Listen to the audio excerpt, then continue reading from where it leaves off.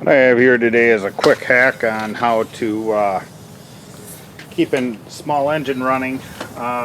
This happens to have a gas cap that's supposed to be vented, and for whatever reason it doesn't keep running. It runs for a little while and then it conks out. If you unscrew the gas cap, it starts running again.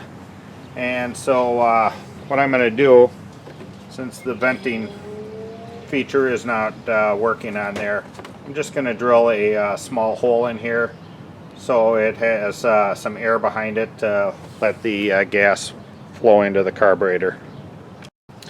Using a 5/64 drill bit.